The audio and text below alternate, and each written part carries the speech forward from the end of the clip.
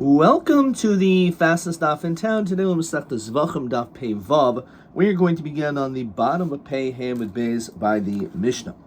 Ve'elu im olu yardu. So we mentioned previously that there are some times that even though maybe there's a psul, we will still allow, once the object is on the mizbech, that we're not going to take it down. However, these are situations that we will take it down. And Rashi points out, even though it comes from a kosher animal, because this list, these are things in which have no shaykhs to be put on the mizbech, had no business to be there ever, and therefore the fact that it's there, the din is that we're going to require you to take it down. So let's see this list. Basar, Kadshi, Kadashim, and Basar, Kadshim, Kalim. So when it comes to the meat, let's say, for example, not an ol, obviously, we're talking about, for example, a chatas or an asham, in which the meat is eaten by the kohen, or for that matter, kachim kalim, which also is eaten, let's say, for example, a shlamim is also eaten by the owner. So that meat is not supposed to be burnt on the mizbeach, it's supposed to be eaten. For that matter, the leftover of the Omer, Minchas Omer, brought on Pesach, the Shtei Lechem on Shavuos, Lechem Haponim, that of course, all these things are supposed to be eaten by the Kohen. We know, of course, the Lechem Haponim is eaten by the Kohanim. Rishim Menachos Vakatayris. The leftovers of the Mincha, as well as the Ketayris. So Rashi says, She'olso Mizbeach HaChitzain.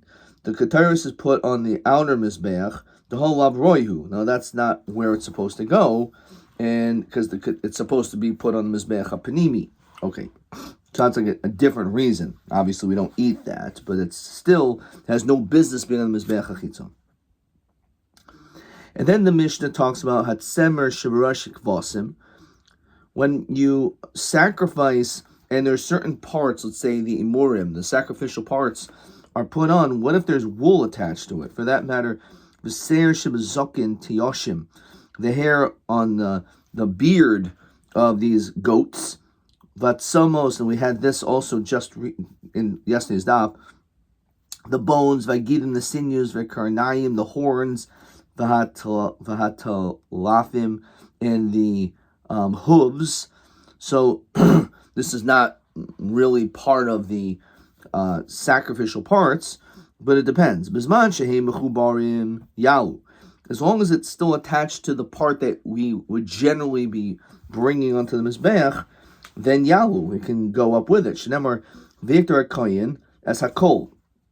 So we use this pasuk of as hakol to be inclusive, even these things. However, pirshu, let's say you detach the horn, l'mashal, or anything like that, it's separated from the whole animal. Lo yalush. The pasuk says basar and dam, and that's an exclusion of these things. Now we did again see what if im olu yardu or lo yardu, that we said, and also im yardu, if lo yalu, that could also be totally on whether or not it caught fire already, it didn't catch fire. And we just saw that right above the Mishnah at the end of yesterday's daf. So Tanurban. The pasuk says, "V'hitar kohen es hakoil hamizbecha." So what is that coming to include? So it's someone's vaginim v'karnaim v'atalafim. So it comes to include these things: the bones, sinews, horns, and hooves. Yachal feel pirshu, even if, let's say, it was separated from the animal. Talmud lemer yasis olosecha habasam adam.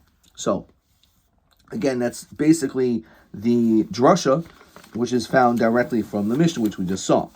Now, basar v'dam, if the fact that it says basar v'dam, as we continue to pay vavam and aleph, yachal, you would think yachal it's gidin vatsamais, that what you should do is you should first remove these things. You should remove the sinews and the bones, v'yal basar l'gavim mizbech, and only put the basar on the mizbech, like a fillet, right?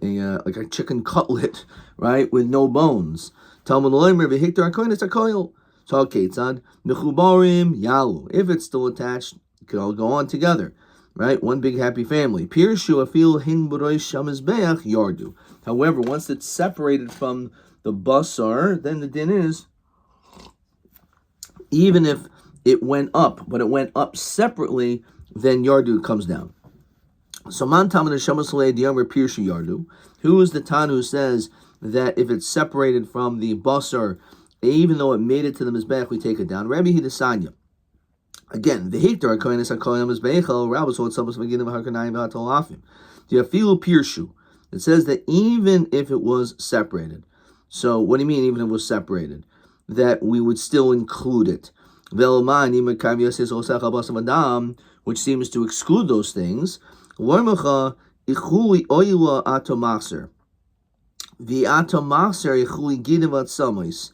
when it comes to the ichule oila, when it comes to that which is the consumption of the oila, that you could put back because it was already, let's say, as we said, maybe caught fire. However, we're not going to bring up these things, the ginim and samos, in that case. Reba. Because says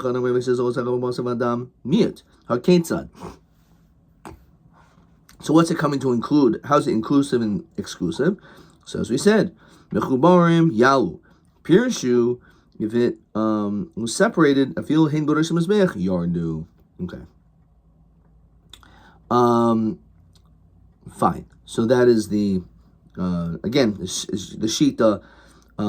His shita is clearly like that of our Mishnah. Pirshu yalu b'chu. So again, as we said in the Mishnah, that if it was separated, these things, then you don't put it on the mizbeach. Amar Reb Zeir lo shanu el shepirshu klapi mata. That's only if it was pulled away. Of a klapi maila, if it was up, karuvihu dakrivu ichul. It's like it's already burnt already. So what does that mean? When it says klapi mala or klapi mata, so klapi mata Rashi says derech yirida, u'misrachin min hamarocha. Let's say it was separated and taken away from the mizbeach, or was going away from the mizbeach, then in fact we say don't put it up. But if it was going klapi mala, it was going toward the maracha, latzad hamaracha, einzu prishus el kriva etzel ha'ichel shel eish. So the fact that it's connected to the mizbeach, so that it could stay. Via fil pirshu, understand that. In other words, even if it was separated, shouldn't we say yardu, that it should be taken down? So maramba hakikam. This is what we're trying to get at. Lo shanu el shapishu achar zrika. The only time we say that yardu is dafka in a situation where it was separated after the zrikas hadam. Says Rashi, lo shanu the kamer pirshu yardu is only if they were separated after the zrika, right? It says Rashi, kimanda b'shas zrika muchubarim havi, when it was when the zrika was done, it was attached. Kovasin zrika l'mizbeach. V'chi pirshu havi lahu kachim sulim. So now once you separate it, it's like kachim sulim. Of a pirshu kaidim zrika, let's say it was separated before the zrika, and therefore at the time of the zrika it was not b'nei mizbeach, it had no shaychus to the mizbeach. So asoy zrika, so the zrika can come v'shari sinhu and matter these bones. Afilu mevin minahu kata de sakini, even to be used as knife handles. What's going on over here? So let's look at Rashi. So if it was after the zrika, then we say that it's luolu, because it was considered like kachim psulim, because at the time of the zrika it was attached, and therefore since it was attached and now it was separated, it's considered like kachim psulim. It was already separated before, and therefore at the time of the zrika it had no shaychus to the mizbeach. So he said, says Rashi, ki heichi de sharia basar we got mizbeach, just like the basar is mutter to be put on the mizbeach, because that's its purpose. To kasheris nami atzamos, you also matter the bones. L'may dekaimi v'hainu hanos kohanim, Rabbi Shmuel. And the kohanim can get benefit from this. That's what it's come to tell you. So the whole problem is if it was done before this, if it was attached at the time of the zrika, but it was already detached at the time of the zrika. So in that situation, the bones are considered to be mutter bahana completely. Okay. So Savar La Ki Haitan, Nim Rav Yochanan Mishum Rabbi Shmuel, Nemar, the pasuk says, well, yeah, Ba'oila, it'll be to him regarding this oila. Let's see the whole pasuk. Rashi says, what do you mean the ola doesn't go to the kohen? Or ola, asher hikri v'kohen lo yeh. The kohen, even though it's true, the ola is cholil, but as the whole pasuk says, "Kohen hamakavas oilas ish," or ha'oila asher hikri v'kohen lo yeh. The kohen gets the gets the hides of the carbon oila. And Nemar, and the pasuk also says, "Kachatas ka'asham tar achas." The pasuk also says, yes, this is the pasuk, "Kachatas ka'asham tar achas ohem hakoyin asher yichaber bo yeh." So ma asham atzmais mutarin, just like when it comes to the carbon asham, and we're comparing a chatas to an asham, and we're saying the same laws. So just like when it comes to an asham, we know that its bones are mutter, kishahari abasar mutter, because when you do the carbon asham properly, not only are the bones mutter to the kohen, but of course even the even the meat is kosher. Now the whole question is, what's the din of noiser?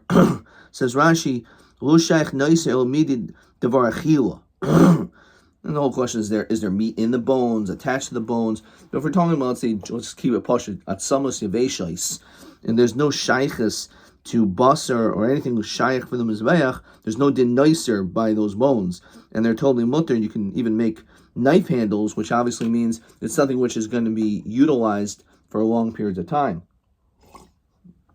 So, since we compare an oila and a chatas together, that's what we're saying here as well. That we say that ma'asham atzmos mutarin av oila atzmos seha mutarin. So and we say mufni, as we always have to say. We have to have these extra words for drasha.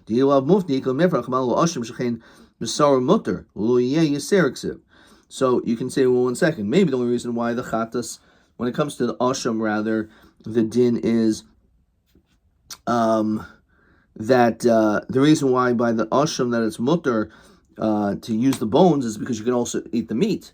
But when it comes to the an oila, which is kolil, so maybe as the basar is burned, maybe the bones also are not mutter b'hana. So that's why you need this extra pasuk. Masav Rav Ada Barava at Samois Kadashim. When it comes to the bones of that which is kachim, which are edible this and Rashi says kigoyin chatas v'asham.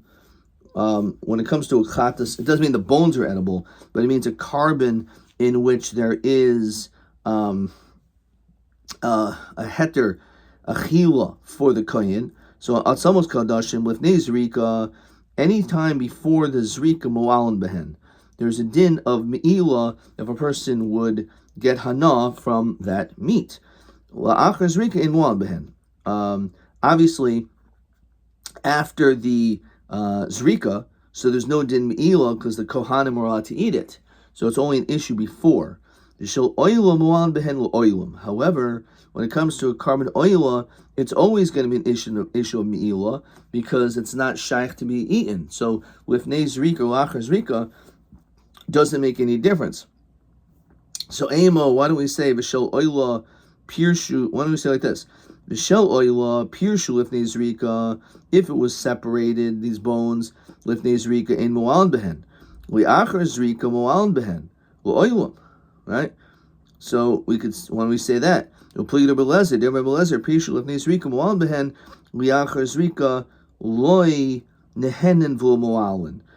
Eliezer says that if the bones were separated before Zrika, there's Me'ilah, but after the Zrika, if it was separated, then there's no din Me'ilah. Let's look at Rashi. Rabbi Lezer. Adarab, he says the opposite. The kivan, the pirshu, once the bones are separated from the meat, the inhu labene hakdarin inhu, and these bones are not shaykh to the mizbeach, lu hanil hu zrika. The zrika shouldn't do anything for these bones. Vasaraihu kaimi, and therefore the isser should stand. In other words, just like the ola, we said that there's a din me'ilah. There's no difference between before zrika or after zrika. So when it comes to the atzamais, there's no difference because there's no heter chilum by them either way. So maybe, and also they're not b'nei hakdaira. So therefore maybe lachar zrika there should be a din me'ilah. So he says like this, if it was separated before zrika, then there is a din me'ilah on those bones. Pirshu lachar zrika lo nehenen, you're not getting hanal Rashi's midrabanan. V'mu'alin kirbi shmuel. The gomer mulo yel the asham pirshu lachar zrikahu. Okay, let's look at question 1. So that ending had a little bit of a twist. Atzamos oila. So you have the bones of a carbon oila shepirshu lifnei zrika that were separated before the zrika. So now the bones are separated from the basar before the zrika took place. So according to Rabbi, there's no din me'ilah when it comes to these bones because it was already separated before zrika, and therefore after the zrika, right, as we saw above, let's just make sure we have this. This is Rabbi. Lo shanu ela shepirshu achar zrika. Avo pirshu kaidim zrika, then it's fine. Okay, then it's fine. It's mutter b'hana. There's no din me'ilah. So the whole time there's an issue. An issue of me'ilah is only if it was pirshu after. Let's get the words again. After zrika. But if it was before zrika and it's completely separate, so then there's no din me'ilah at all. According to Rabbi Lezer, he says there is a din me'ilah mid'yaraisa. He disagrees, and he says, let's get the words. V'shel oila pirshu lefnei zrika. Apeliga to Rabbi Lezer pirshu lefnei zrika mo'al behen. Right? That's what it says here. Okay, so that's the machlokas. Okay. Let's see if we have another question popping up over here. Not yet. Okay, so let's keep on going. Let's see the next Mishnah. V'kulan, in all these cases, what does it mean v'kulan? It says Rashi, all hanach psulin, sh'olu, all the situations we said it's pasul, but it was already on the mizbeach, and it says lo yardu, the cases which said all im olu lo yardu, we don't take it off. Beinat samais v'gidim shehalan mechuber v'yachaltan eish, or let's say we're talking about the bones and the sinews that were attached and caught on fire. So the din is shepaku mial gam mizbeach. What happens if it burst and flew off the mizbeach? So the question is, and now it's on the ground. So lo yachzer, we don't tell you to put it back, or more importantly, Rashi says in sarach lahachzer. It's an interesting take. We'll see why Rashi says in sarach lahachzer, but you don't put it back on the mizbeach. V'chein gachelas. So too when it comes to coals, shepakam mial gam mizbeach lo yachzer. So even though maybe those fiery coals could certainly be beneficial to be put back, we don't do so. Okay, now how about the Avarim?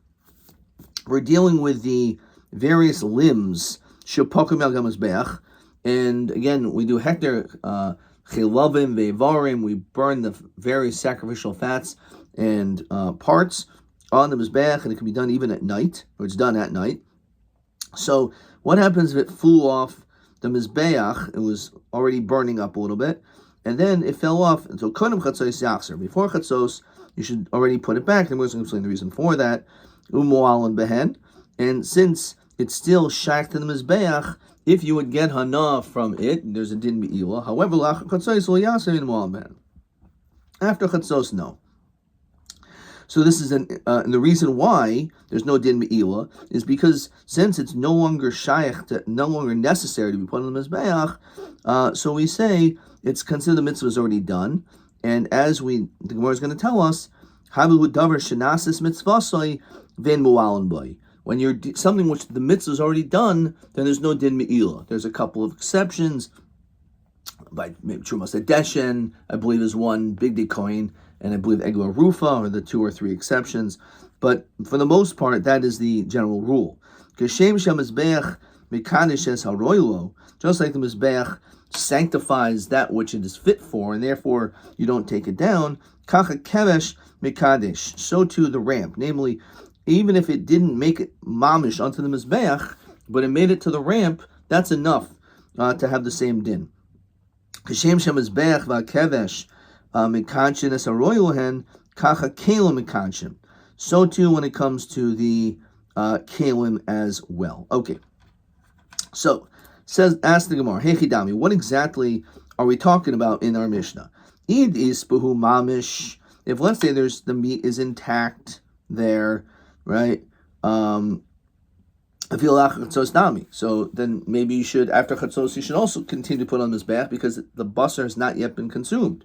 If let's say it was basically completely burnt to a crisp, so like, what are we talking about? What exactly fell off this mizbeach, these limbs? What is the status of these limbs? And to make a distinction between before and after chatzos. With sricha, as we continue to pay vavam and bays, we're talking about a situation bishriri, that it's dried up meat. So says Rashi, kashin, and it became hard due to the fire. This is an important thing to understand. So because it became hard because of the fire, so we say, all you need to do is put it on as long as it's before chatzos. After chatzos, it's no longer necessary. Now again, it's an important distinction, which is mashma. It seems that if there's mamish basar that fell off and it has not been consumed on the mizbeach and it's not burnt up, then maybe even after chatzos it's supposed to be put on. Okay. So minan mili. How do we know this whole din that chatzos is the like Cinderella, that midnight is some cutoff? Like, where do we see the word chatzos in the Torah? So Rav Kosav Echad Omer Kol Halayla v'Hikter. On one hand, the pasuk says, let's get the whole pasuk. Savas Aron is bon of Lemor Zois Taras Oyla. This is the din of the Oyla. That's he Oyla al Moitel Mizbeach Kol Halayla a biker. That this is done all night until the morning. It says explicitly, right? Eishem Mizbeach tukad boy. So the Eishem Mizbeach will burn up these parts, these limbs. And it says it's done all night. Viksiv echad oimer, but also says kol halayla v'heirim. So the pasuk also says, the next pasuk, it says v'lavash hakohen midavad, u'michdei sevad yilbal shal b'saydai. So the kohen wears special garments. V'heirim esadeshen, he does the trumas hadeshen. He cleans up the mizbeach asher toichal eish es oila, the place where the fire consumed the oila al mizbeach. Was some waits al mizbeach. Okay, so that's the pasuk. Now it says kol halayla v'heirim, right? It implies that at the same time, all night is not a time of burning, but it's a time of cleaning the mizbeach. So which one is it? So let's divide it up. Let's make a compromise. Half of the night is for burning, and the other half is for cleaning. And therefore, that's why chatzos is a logical cutoff. So, Masav Rav Huna. So, Rav Kahana. Rav Kahana asked a question. It says like this. This is a Mishnah in the first parak Masechtas Yoma. B'chol yoim Torah mizbeach mikras hagever oy samachloi milfanav v'malcharav. So, every day, the Kohen would have to do Trumas Hadeshen. He would clean the mizbeach. And they would do it not so late or not so much in the night, but rather when the first sign of the hearing of the rooster crowing. That was enough, or somewhere nearby, a little before or afterwards. That was the basic time frame of when it was done. B'Yom Kippurim b'chatzos. For some reason on Yom Kippur, the Kohen Gadol was the one who did it. Kohen Gadol do all the abode on Yom Kippur, including the Trumas Hadeshin, and he did it at midnight. B'Regolim, and during the Shalosh Regolim, b'Hashmonos HaRishayna. So assuming there was 3 Mishmaros, and let's say it was a perfect equinox, 6 p.m. to 6 a.m., so then at 10 o'clock at night already, they were already cleaning up the Mizbeach. For some reason, for the Regolim, it had to be done a little bit earlier, and the Gemara is going to explain, well, the Mishnah over there discusses it too. But the question is, Heichi Mekadminon. It doesn't make sense. If in fact Chatzos is what the Torah is telling us, there's a Gzersa Kosover based on these two psukim which seem to contradict one another, that we end up saying you only have until Chatzos to clean the Mizbeach. You have up until Chatzos. So then how come we're saying that it should be done before? Right? What do you mean you're supposed to do the Trumas Hadeshin before Chatzos? The pasuk says you're only supposed to start it after Chatzos. So how do you understand this? And also he puts in parentheses, Vehechi Macharinan. In other words, maybe you could say the same thing. Apparently you have more than Chatzos to be able to do the bringing of the sacrificial parts. That says all night. All night sounds like you have all the way until the morning. So what does that come into add? So it's telling you make a morning of the morning. In other words, it's not just the morning, but you got to do it even earlier, right? Earlier than the end of the night is basically what it's coming to tell you. Because otherwise, it just should say you have all night. What does it say it this way? So it's telling you should do it. You should already start a little bit while you're still in the night. Hilkach, but it doesn't really specify the exact time. It says Rashi, Boiker Shalayla also Shachar. So the morning is also Shachar, right? And then Boiker Achar Tainlo Hainu Hashkama. Doesn't mean like Hashkama minion, right? It means earlier. There's no actual time frame here. The Torah doesn't say Chatzos. El Shal Hashkama just means earlier. So as Rashi explains, it's not like, oh my goodness, you violated by doing it before or after Chatzos. The pasuk is just telling you that it's under certain circumstances, it may make sense that you shouldn't do this at the first hearing of the rooster, because that may be too late, or there may be other circumstances why it shouldn't be done then. When it comes to a regular, simple day, not too much fancy stuff going on, not too many people, if the business is slow in the Beis HaMikdash, so you can already start doing this later on from the sound of the rooster. B'Yom Kippurim, Mishum Chush de Kohen Gadol, which is whenever there's a question of Masechta Zoma, one of the answers is always Mishum Chush de Kohen Gadol, right? Because the Kohen Gadol is weak, because the Kohen Gadol is fasting. And by the way, the Kohen Gadol also is not allowed to sleep, which is one of the most unbelievable things of Yom Kippur. Can you imagine that it's one thing you can't eat? Okay, I can imagine that because I don't eat on Yom Kippur, right? The Torah requires it. Kohen Gadol is not allowed to sleep, as it's brought down in the first parak in Yoma. So he's weak, and he has to have tremendous stamina to be able to do the avodas hayoim. So we don't want him to just start doing this during the day, right, or by the roosters crowing. Especially during the night, there's a lot of downtime because he's like maybe going to study some nach, right, some iyuv or divrei hayomim, as the Mishnah over there says. So he's weak. So therefore, mechatzais. So that's why we say, let him do it already at midnight. Regalim, however, during the festivals, which every Yid has a chiyuv to go to Yerushalayim, so the Beis HaMikdash is that's the most crowded time to ever go to the Beis HaMikdash, right? Long lines.